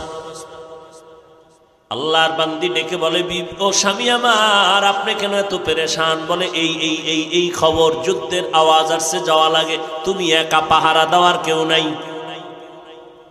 পার্শ্বে একটা ঘর আছে আমার চাচাতো ভাইয়ের ঘর, এদের উপরে নিরাপত্তা দিয়া যাওয়া যায় না। এমন একজন নেককারিনী আল্লাহর বান্দি ঘরে আনছে। স্ত্রী এমন একটা সুন্দর পরামর্শ দিয়েছেন, হাজারো পেরেশানি স্বামীর অন্তর থেকে এক সেকেন্ডে বন্ধ হয়ে গেছে। এরকম আল্লাহর বান্দি ঘরে আছে না নাই? হাজারো পেরেশানিতে স্বামী আছে, আল্লাহর বান্দি এমন এক পরামর্শ দিল, সাথে সাথে স্বামীর পেরেশানি দূর হয়ে গেল। এটা যেমন তেমন নারী হলে হয় না, যার মধ্যে কোরআন আছে এমন নারীর দ্বারাই সম্ভব। এই জন্য নবী বলেন, একটা নেককারিনী ঘরে আন স্ত্রী। ক্বালান নবী সাল্লাল্লাহু আলাইহি ওয়া আলিহি ওয়াসাল্লাম, আদ-দুনিয়া কুল্লুহা মাতা ওয়া খায়রু মাতা'id দুনিয়া আল ইমরাতুস সালিহা। দুনিয়া যা দেখো সব হলো আল্লাহর সম্পদ, আর এই সম্পদের মধ্যে দামি সম্পদ হলো নেককারিনী নারী। আম্মা জানেরা আসেনি আশেপাশে? কথা বল না কেন? এরে পর্দার আড়ালের আম্মা জান, আপনাদের জীবন কত ধন্য। মদিনাতুল মুনাওয়ারার পয়গম্বর আপনাদের মর্যাদার বয়ান করে গেলেন। এরে আম্মা জান, আপনারা নবীদের মা, সাহাবায়ে কেরামের মা, আউলিয়ায়ে কেরামের মা, হাফেজে কোরআনের মা। আপনারা খাদিজা রাদিয়াল্লাহু আনহার মতো নারী, ফাতেমা রাদিয়াল্লাহু আনহার মতো নারী, আয়েশা রাদিয়াল্লাহু আনহার মতো নারী।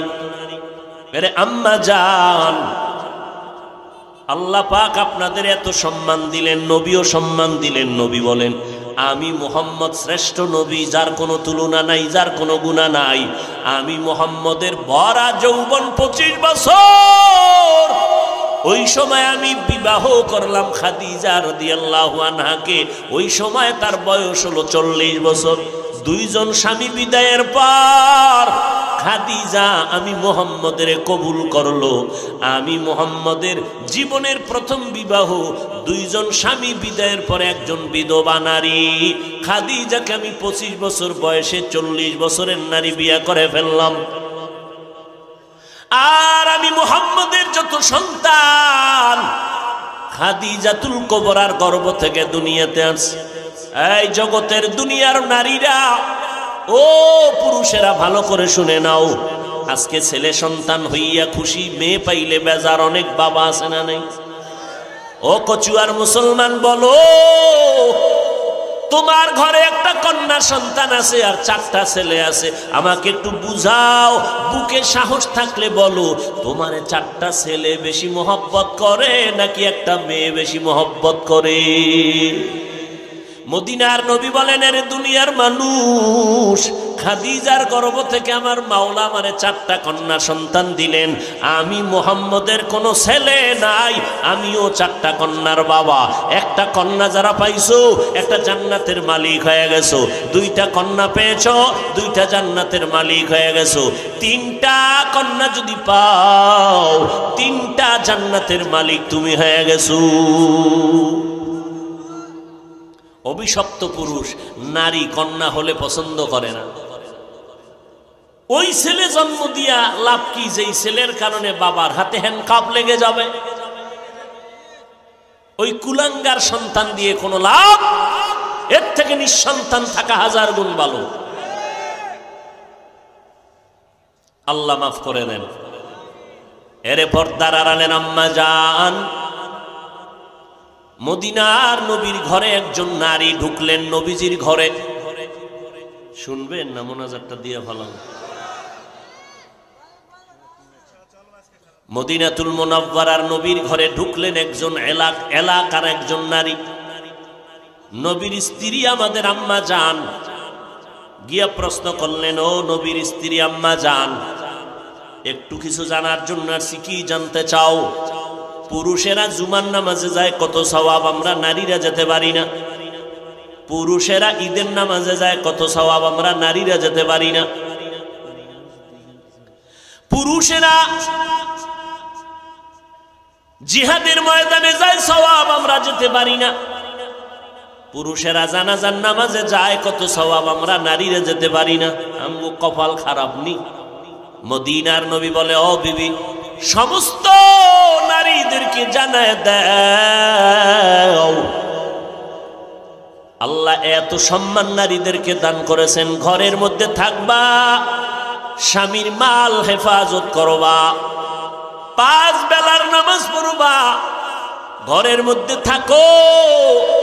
বাহিরে গিয়া পুরুষেরা জানাজা পড়ে, ঈদের নামাজ পড়ে, জুমার নামাজ পড়িয়া যেই পরিমাণ সওয়াব পায়, ও নারীরা তোমরা ঘরে যদি নামাজ পড়ো পুরুষের সমান সওয়াব আল্লাহ দান করবে। আতিনা ফি দারে দুনিয়া না হাসান, আতিনা ফি দারে উকবানা হাসান, ইয়া গিয়াসাল মুস্তাগীসিন ইহদিনা লাফতিখারা বিল উলুমি ওয়াল গিনা।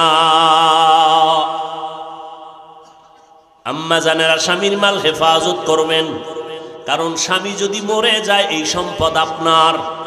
অতএব স্বামীর সম্পদ গুনার কাজে ব্যয় করবেন না। সন্তানগুলোকে আদর্শওয়ালা বানাবেন। সন্তান ডাক্তার হবে, ইঞ্জিনিয়ার হবে, আপনার সন্তান প্রফেসর হবে, আলহামদুলিল্লাহ।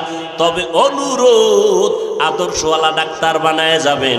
আপনার সন্তান কোরআন পড়বে, ডাক্তারি করবে, কোরআন পড়বে, মা বাবার জন্য দোয়া করবে। সন্তান ইঞ্জিনিয়ার হইয়াও যেন ব্যবহার ভালো হয়, ওলামায়ে কেরাম দোয়া করবে, মুরব্বীরা দোয়া করবে। আর এই ভালো সন্তান দুনিয়ায় যদি রেখে যেতে চান রে আম্মা জান, আপনাকে আদর্শওয়ালা আগে হতে হবে। কারণ ভালো ফল খাইতে চাইলে গাছ ভালো লাগাইতে হবে। সন্তান ভালো চাইতে হলে আম্মা জানের আদর্শ ভালো হতে হবে। কারণ ইমাম গজালি বলেন, প্রত্যেকটা সন্তানের জন্য সন্তানের প্রাথমিক শিক্ষিকা হলো ঘরের মা। কারণ সন্তান বাবার তুলনায় মাকে ফলো করিয়া চলে বেশি, সন্তান বাবার তুলনায় মায়ের পেছনে সময় লাগায় বেশি। এজন্য মায়ের অবদানও বেশি, মাকে সময় দিতে হবে বেশি। খাজা মঈনুদ্দিন চিশতি আজমিরি রহমাতুল্লাহ আলাইহি জগৎ বিখ্যাত ওলিয়ে কামেল, মদিনা থেকে আসছেন ভারত জমিনে কালেমার দাওয়াত দেওয়ার জন্য। খাজা মঈনুদ্দিন চিশতি আজমিরি ভারতের জমিনে ঘুরে ঘুরে কালেমার দাওয়াত দেয়। কেউ লেখে 90 লক্ষ কম বেশি বিধর্মীরা মঈনুদ্দিনের হাতে কালেমা পড়ে মুসলমান হয়ে গেল। মঈনুদ্দিন খুশি। মা কয়, বাবা এত খুশি কেন? কয়, মা এতগুলো মানুষ আমার হাতে কালেমা পড়েছে। মা বলে, এটা তোর বাহাদুরি না, আলহামদুলিল্লাহ আমি মায়ের সব বাহাদুরি। মঈনুদ্দিন কয়, মা তোমার বাহাদুরি কি? মা ডেকে বলে, রে সন্তান, তুই যখন আমার গর্বে আসছো একটা রাত আমি ঘুমাই নাই, সেজদায় পড়ে যায় নামাজে মালিকের কাছে দোয়া করেছে, ও দয়ার মালিক দয়া করে আমার সন্তানকে কুতুবুল আলম বানায় দাও। মায়ের দোয়া করতে দেরি, আরশে আজিমে যাইতে দেরি হয় না। আর ওই দুনিয়াতে আসার পর যতদিন আমি তোমাকে দুগ্ধ পান করাইছি, এই মঈনুদ্দিন, আমি মা তোরে একটা ফোঁটা দুধ বিনা অজুতে তোর মুখে দেই নাই। আর আমগো আম্মাজানের খবর কি? সন্তান রে নিয়ে গর্বে নিয়ে খালি মার্কেটে ঘুরে, খালি এতদিন কম যাইতো, গর্বে বাচ্চা আসার পর এখন বেশি যায়। টাকা তো আগুনা, বিদেশ থেকে স্বামী পাঠাইতেছে আর আকামে খরচ করতেছে। আল্লাহ হেদায়াত দান করুন। আম্মা জানেরা ঘরের মধ্যে থাকে, রান্না করে, ওযু নাই, গোসল নাই, নাপাক। অথচ মদিনার নবী বলেন, ঘরের মধ্যে নারীরা মাথার কাপড় যদি ফালাও ওই ঘরে রিজিকের বরকত থাকে না। কেউ দেখুক আর না দেখুক, মাথার কাপড় ফেলেছ, ফেরেশতারা দেখছেনি? কথা বলেন না কেন? রিজিকের বরকত নষ্ট হবে। কয়জন আম্মা জান বলতে পারবেন আমি ওযু সহকারে রান্না করে আমার স্বামীরে খানা দেই? এত বরকত সোজা। খাজা মঈনুদ্দিনের মা বলে, তোরে যতদিন দুগ্ধ পান করাইছি আমি বিনা ওযুতে পান করাই নাই। আম্মা জান স্বামীর শেয়ার করিয়া ভাগাভাগি করে কষ্ট নিবেন, ঘরের মধ্যে বসে স্বামীর জন্য দোয়া করবেন। যেই স্বামী রাত নাই দিন নাই এত কষ্ট করে শুধু সন্তানের হাসি ফুটানোর জন্য, স্ত্রীর মুখে হাসি ফুটানোর জন্য, ওই স্বামীর জন্য দোয়া করবেন, মাল হেফাজত করবেন, জায়নামাজে বসে দোয়া করবেন, আল্লাহ আমার স্বামীকে তুমি চলার পথে হেফাজত করো, ব্যবসার মধ্যে বরকত দান করো। মহিলা দোয়া করবে, ওর সংসার দিন দিন শুধু উন্নতি হতে থাকবে। আর স্বামী যদি জামা কাপড় রাইখা পকেটে টাকা রাইখা ঘুমায়, স্ত্রীও দিক দিয়ে সব মাইনাস করে গোপনে গোপনে। আল্লাহর কসম, কোটি কোটি টাকাও যদি স্বামী কামাই করে, ওই টাকায় কোনোদিন বরকত হবে না। একজন স্ত্রীর অনেক কর্তব্য স্বামীর প্রতি। হাজারো খারাপ একটা স্বামী, একজন স্ত্রী পারে তাকে পুরা আল্লাহওয়ালা বানায় দিতে। স্বামী টাকা কামাই করে সুদে, স্ত্রী যদি কয় তুমি কাজ করো, বেতন কত? কয় 20,000। এক মাসে দেখে 25, এই 5,000 বেশি কেন? কয় একজনে আমারে হাত দিয়ে দিস, বাস মাইনে নিস। পরের মাসে আবার দেখা যায় 26, আবার 6,000 বেশি কেন? এইভাবে যদি কোনো আম্মা জান স্বামীর টাকার হিসাব নিতে থাকে, ওই স্বামী যদি একদিন বলিয়াই ফালাই, স্ত্রী গরিবের বেতন থেকে টাকা কাইটা নিছি, এইভাবে সেইভাবে হারাম টাকা। স্ত্রী যদি স্বামীর পায়ে হাত দিয়া শান্ত মেজাজে বলে, স্বামী আমি না খাইয়া থাকতে রাজি, আমার বাচ্চার রক্ত হারাম খাওয়াইয়া নাপাক করব না, তোমার হারাম টাকা দিয়ে আমার রক্ত নাপাক করব না, না খাইয়া থাকবো, তোমার পায়ে ধরে বলবো আর হারাম টাকা আমার ঘরের মধ্যে ঢুকাইবা না। একজন স্ত্রী যদি এমন হতে পারে, ওই স্বামী জীবনের তরে তওবা করবে, কোনোদিন হারাম খাবো না। এমন স্ত্রী ঘরে ঘরে কয়জন আছে? হায় হায় হায় হায়, আল্লাহ হেদায়াত দান করুন। ওমরে ফারুক ডেকে বলে, ভাই বলো তারপরের ঘটনা। বলে, আমার স্ত্রী যুদ্ধের ময়দানে যাওয়ার সময় আমারে পরামর্শ দিল, স্বামী আমার, আমারে পাহারা দেওয়ার কেউ নেই, এই ভয় না, তুমি ঈমানের তাগিদে যুদ্ধের ময়দানে যাও, আর তুমি যাওয়ার বেলায় দোয়া করিও, আমি নিজে গ্যারান্টি দিলাম মরিয়া যাব, চরিত্রের উপরে কাউকে আক্রমণ করতে দিব না। যাও, হেফাজত কে করবেন? ওয়ামান ইয়াতাওয়াক্কাল আলাল্লাহ ফাহুয়া হাসবুহ, আল্লাহর উপরে ভরসা যদি করে আল্লাহ তার জন্য যথেষ্ট। আর কেউরে দরকার আছে? ফামান কানা ইয়ারজু লিকা রাব্বিহি ফালইআমাল আমালান সালিহা, যারা অন্তর থেকে চাও রবের সাথে মোলাকাত করবা, তাদের জন্য 1 নাম্বার কাজ তুমি নেক আমল করো। তবে সাবধান, ওয়ালা ইউশরিক বিইবাদাতি রাব্বিহি আহাদা, শিরিক করবা না, সাবধান। করলে তোমার আমল যা কবুল হইছে তাও বরবাদ। কিয়ামতের ময়দানে আল্লাহ কয়, শিরিকের আমল আমি ওজনের পাল্লাই উঠাবো না। ফালা নুকিমু লাহুম ইয়াউমাল কিয়ামাতি ওয়াজনা, আমি ওজনের পাল্লায় উঠাবো না। শিরিক বড় মারাত্মক। কয় শিরিক কারে কয়? যেই জিনিস আমার আল্লাহ পাবেন ওইটা আর একজনকে দেওয়ার নাম হলো শিরিক। সেজদা কে পাবেন? জোরে বলেন। কোনো মা বাপ পাবে, পীর সাহেব পাবে, কোনো কবরওয়ালা পাবে। যদি কোনো কবরওয়ালা পায় তো মুহাম্মদ আগে পাবে, কারণ আমার নবীর থেকে দামি কেউ আসেনি। মদিনার দরবার থেকে দামি দরবার শরীফ আসেনি। কেন আজমিরের দরবার মদিনার থেকে দামি না? মাঝবান্ডারের দরবার মদিনার থেকে দামি। এরা নবীরা আসে, নবীর মাজারে যদি সেজদা দিলে বরকত পাও তো মদিনার মাজারে সেজদা আগে দাও, না হয় বেদবি হবে। কারণ আমার নবীর মতো নবী নাই, আমার নবীর দরবারের মতো কোনো দরবার নাই, মদিনার মাজারের মতো শ্রেষ্ঠ মাজার জমিনে আর একটাও নাই। ও গো নবীর উম্মতেরা,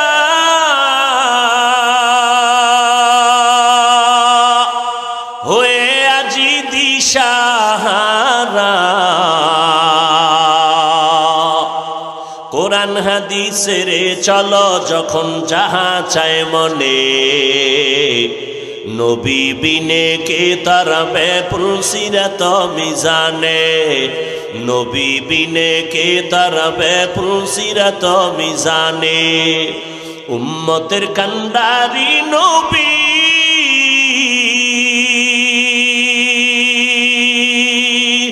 কাঁদেছেন উম্মতের লাগি এখনো কাঁদেন নবীজি শুয়ে মদিনার পানে নবী বিনে কে তারাবে পুলসিরাত মিজানে নবী বিনে কে তারাবে পুলসিরাত মিজানে নবী কই নবীর উম্মত কই যে নবীর কোনো গুনাহ নাই রাস্তা দিয়া চলতে গেলে মেঘ ছায়া দেয় সূর্যের গরম যেন নবীরে কষ্ট না দেয় নবীজির শরীরের মধ্যে মশা পড়ে না মাছিও পড়ে না নবী কষ্ট পাবেন অথচ উম্মতের জন্য দিনের দাওয়াতে সেই নবী পেটে পাথর বেঁধে কালেমার খেদমত করেছেন বেঈমানেরা নবীর শরীরের মধ্যে পাথর মেরে মেরে রক্ত ঝরাইছেন ও যুবক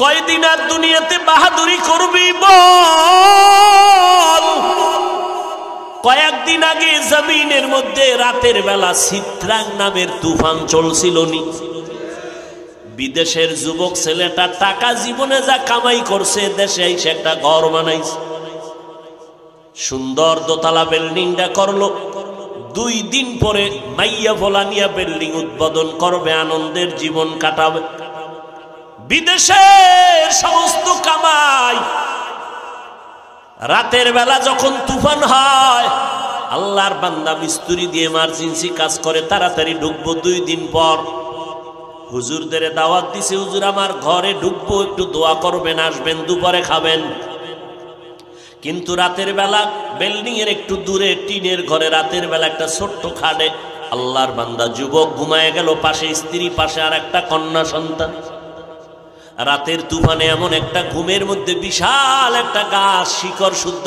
উপরাইয়া ঘরের উপরে পড়ল এলাকার লোকেরা দৌড়াইয়া গিয়া দেখে 3 জনার বুকের উপরে চাপা লাইয়া দুনিয়ায় একজনও নাই যুবকও নাই স্ত্রীও নাই কন্যাটাও নাই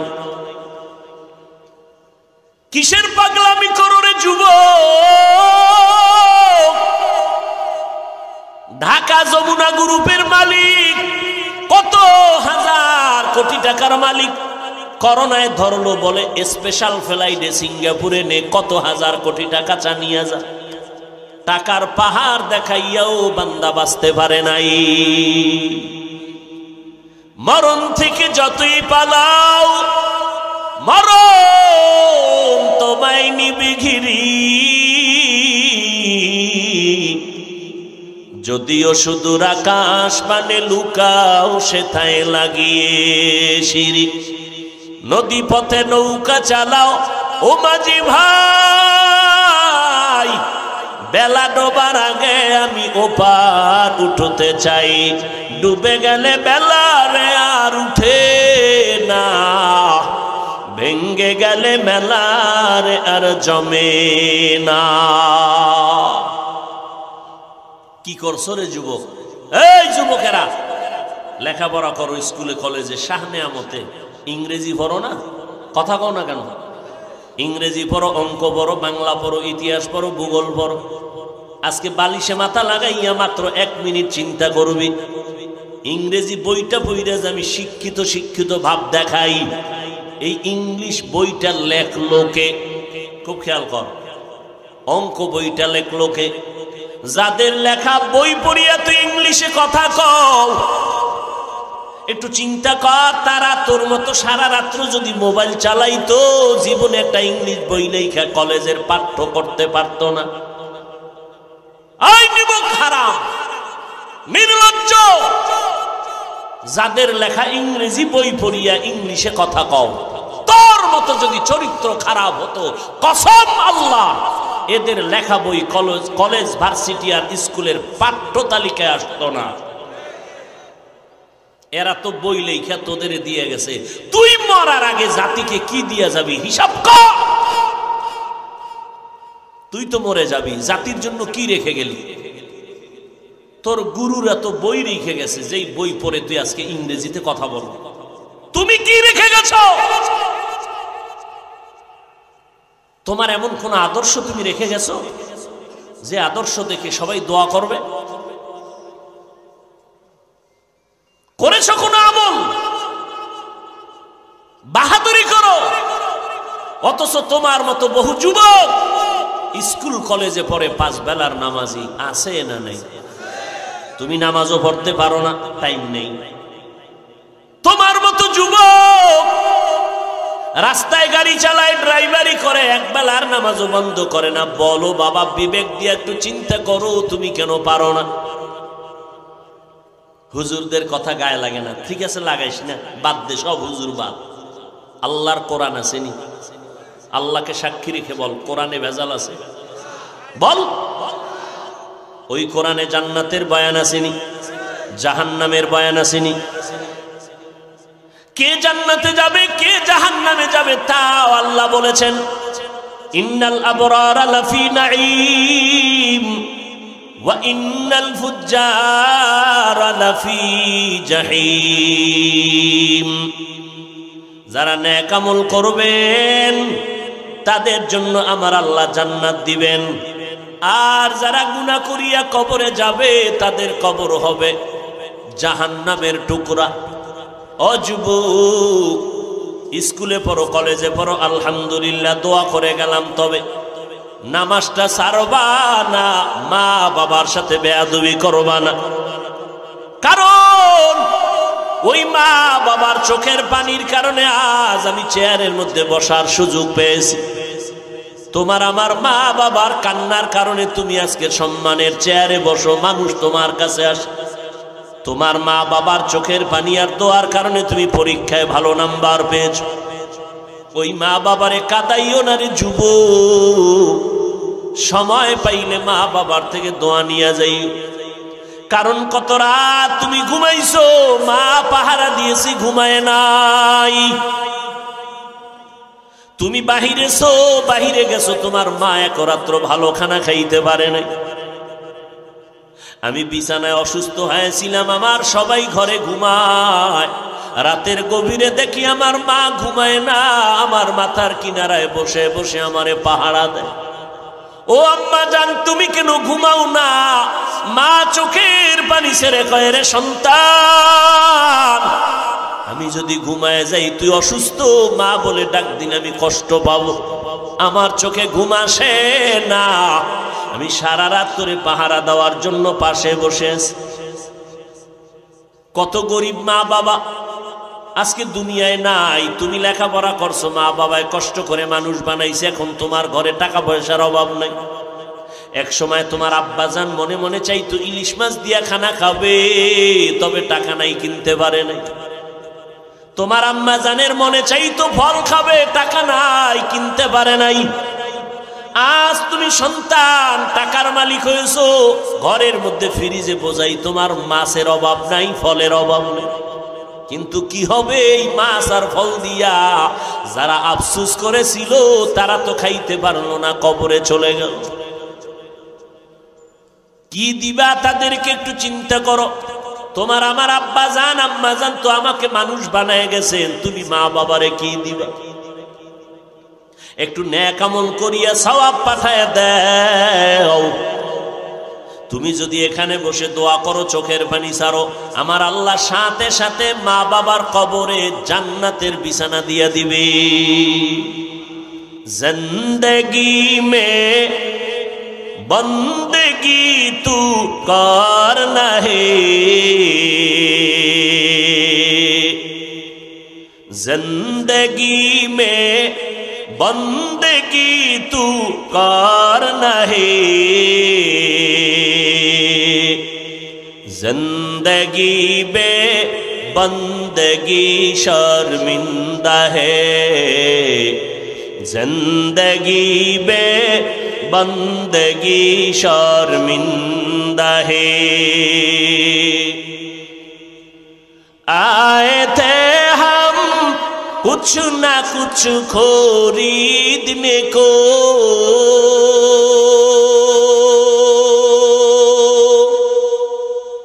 जैसे हो रोशन मेरे कल्ब रूह,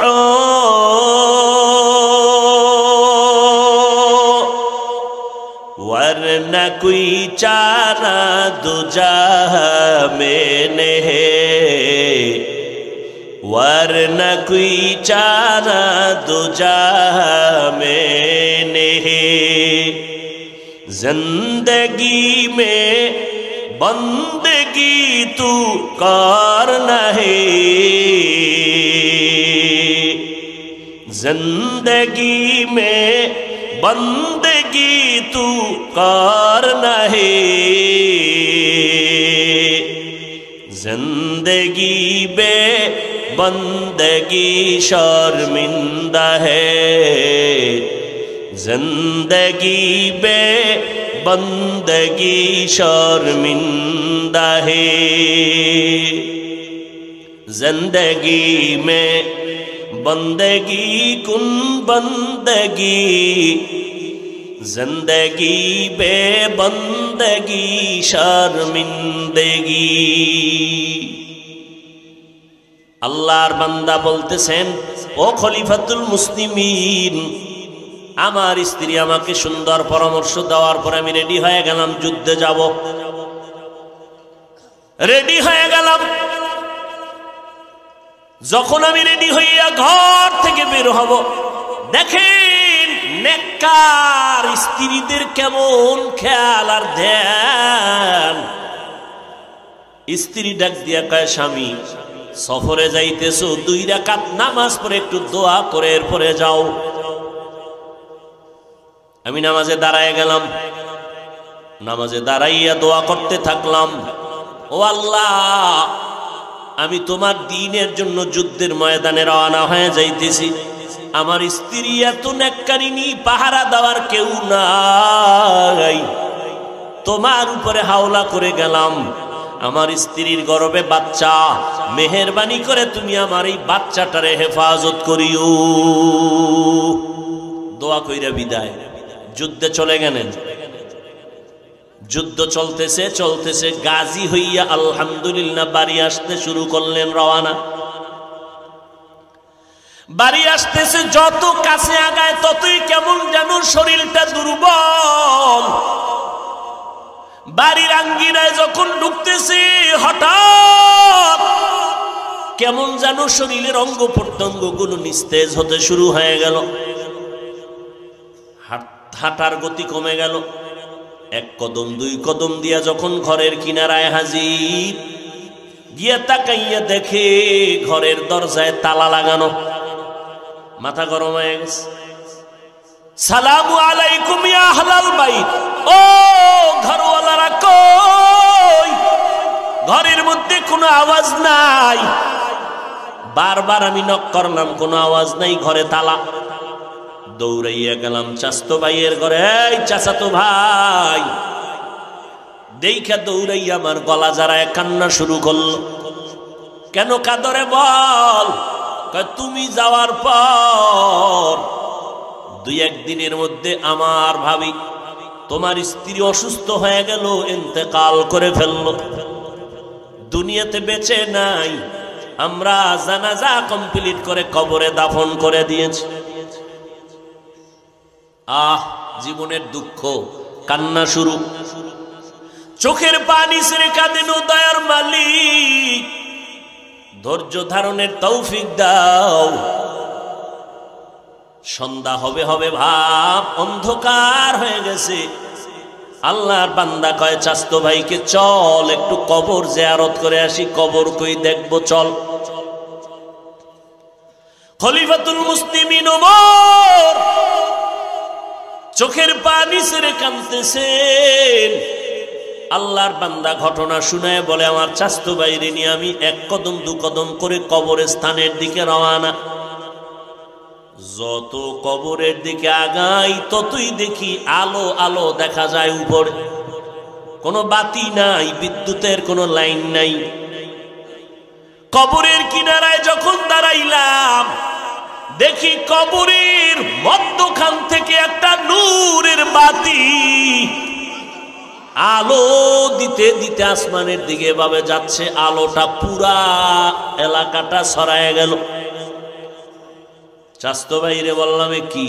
কয় ইন্তেকালের পর থেকেই এই হালাত আমরা দেখি, রাতের বেলা আলো, কিন্তু আসিয়া দেখি না এখানে কি কারণ। খলিফাতুল মুসলিমিন আমার মন তৈরি হয়ে গেছে, আসলে আলোটা কেন? আমি কবর খনন করে ভিতরে গিয়ে দেখব। এই তাড়াতাড়ি হাতিয়ার নিয়ে আস, কবর খনন করব। আমার চাস্তো ভাইকে যখন পাঠায় দিলাম, যাও কবর খনন করার হাতিয়ার এনে দাও। ভাই যখন চলে গেল আমি পেছনে কবরের কিনারায় দাঁড়ায় কাঁদতেছি। আল্লাহ পাকের কুদরত!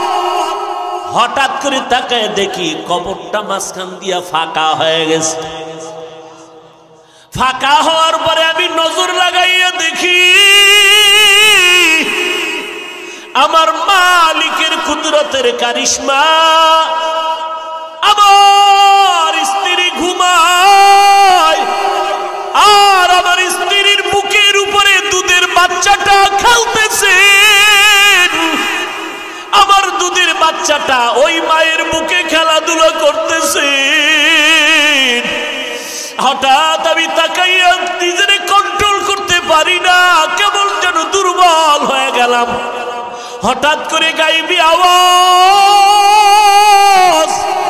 কে যেন আমার ডেকে বলে কবরের ভেতরে নাম।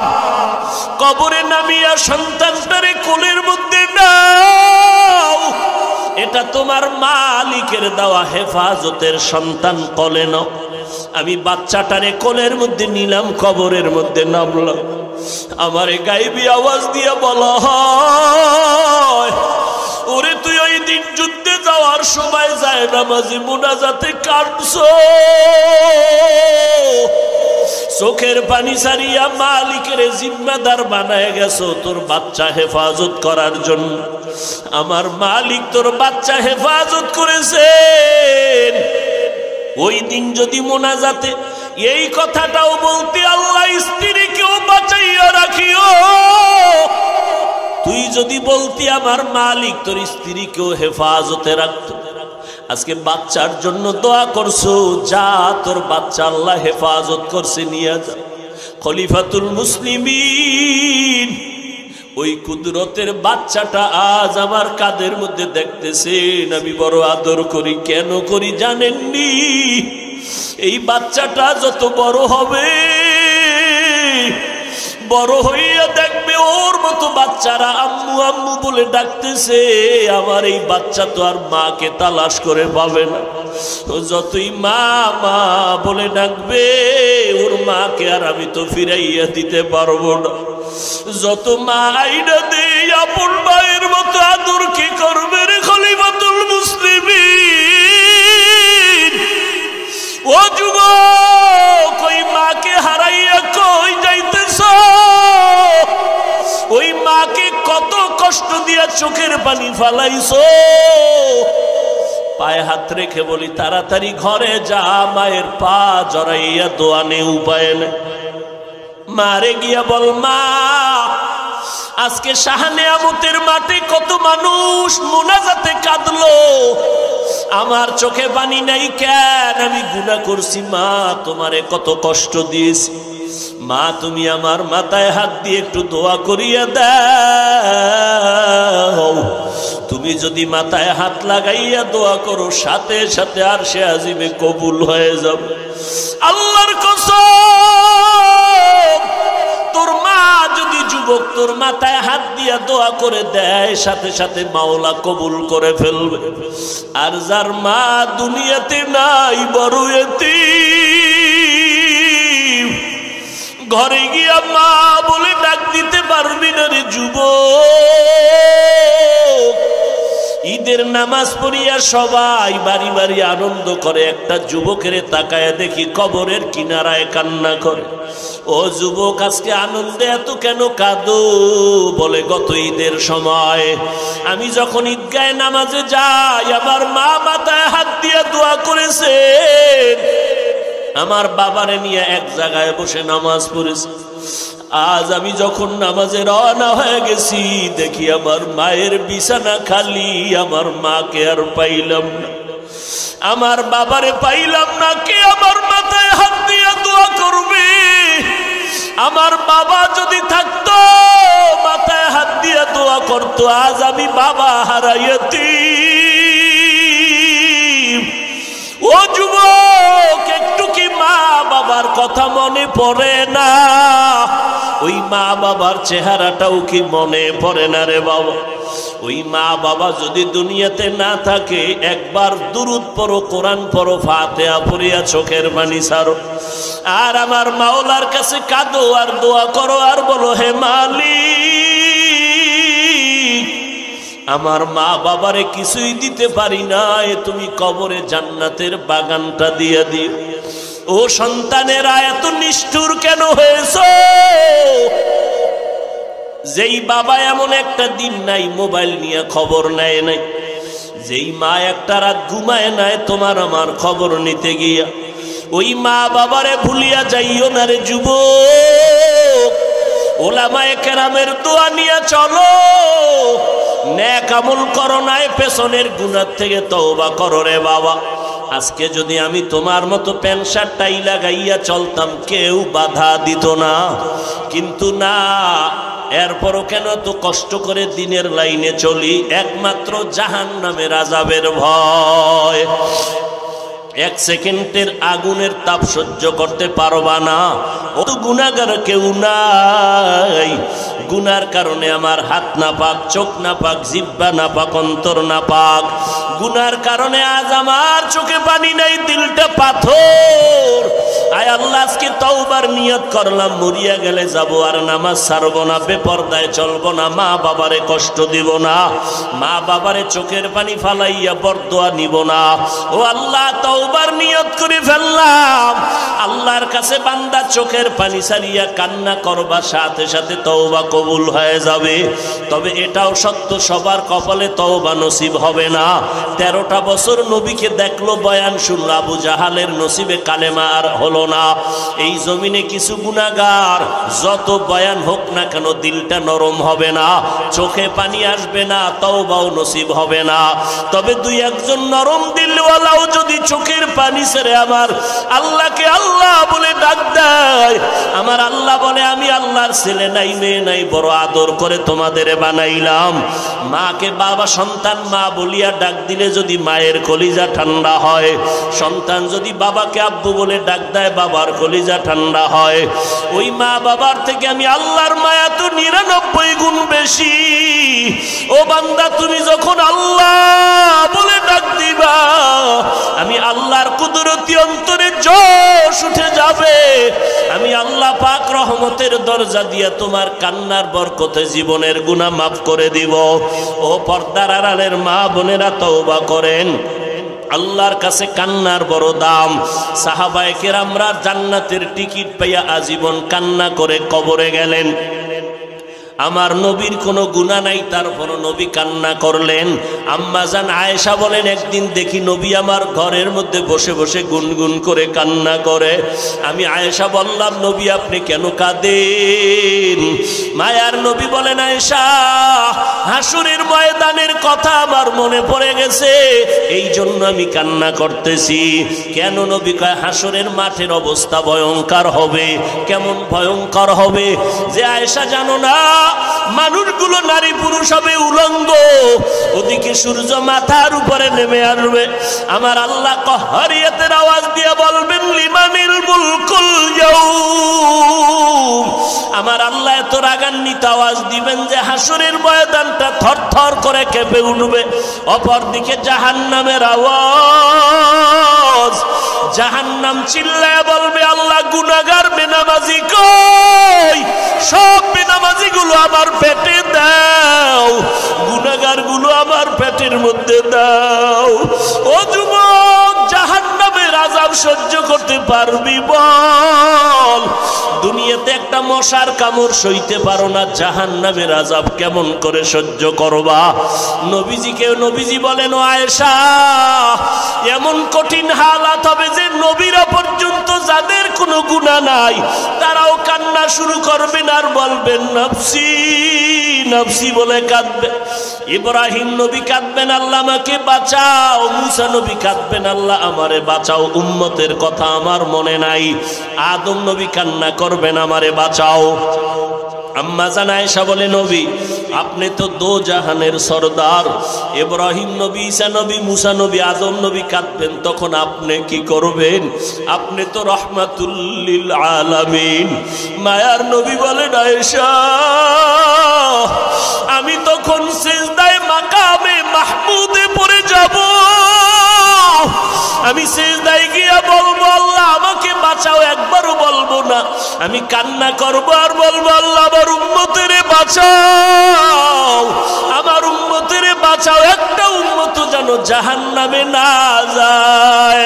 আমার উম্মতেরা জাহান্নামে গেলে আমি জান্নাতের দরজায় যাব না। ও নবীর উম্মতেরা, ও যুবকেরা, ও বৃদ্ধ বাবাজিরা, নবীজির রেখে যাওয়া সুন্নতের আদর্শ কোনো হিন্দুরা পালন করবে না, বৌদ্ধরা পালন করবে না, ইহুদিরা পালন করবে না, খ্রিস্টানেরা নবীর সুন্নত মানবে না। নবীর সুন্নতের আমল করবে একমাত্র মুসলমান আশেকেরা। আজকে তুমি নবীর উম্মত দাবি করো, কেন দাড়িটা লম্বা করতে পারো না? কেন নামাজ পড়ো না, পর্দা করো না? কেন মা বাবার খেদমত করো না? উলামায়ে কেরামের দোয়া নিয়ে কেন চলো না? কয়দিন আর বাঁচবা? আজকে তুমি বয়ানে আসো, আল্লাহ না করুক কালকে এমন সময় হতে পারো তুমি হসপিটালের রোগী। আজকে যতই বাহাদুরি করো, মরিয়া গেলে, কবরে গেলে আর বাহাদুরি চলবে না।